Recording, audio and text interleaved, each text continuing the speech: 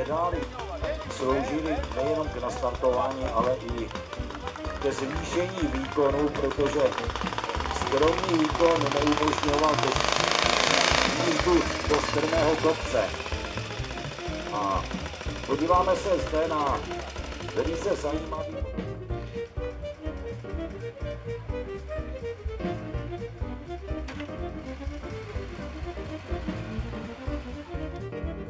Tento automobil vyrobený v roce 1935 je typickým reprezentantem kategorie přehlídkových vozů.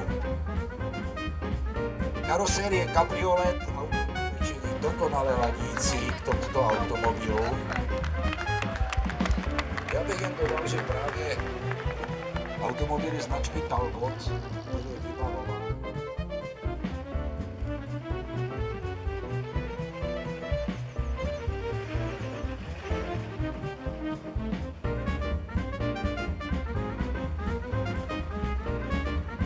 Takže přivítejme pana Krejčí.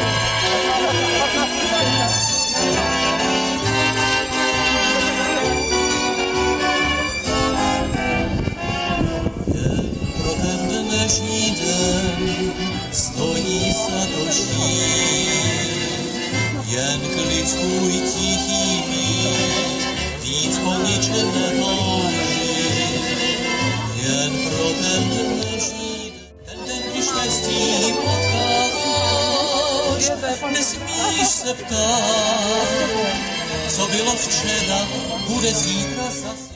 Vůbec nerozumím, ale to nevadí. Důležitější jsou vaše oči.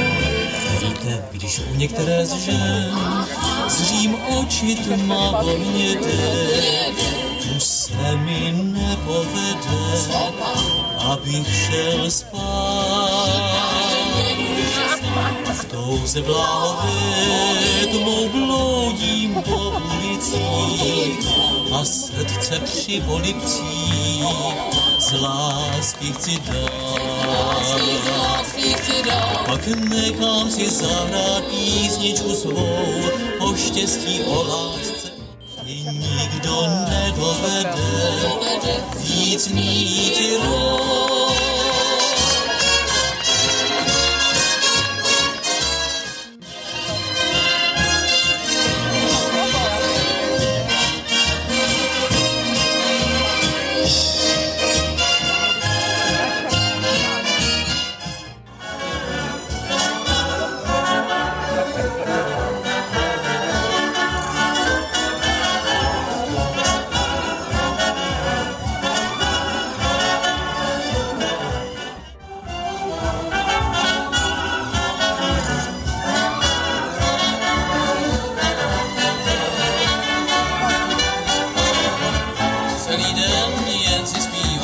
Celý den radost mám, život miluji, svět si maluji jenom barvou růžovou.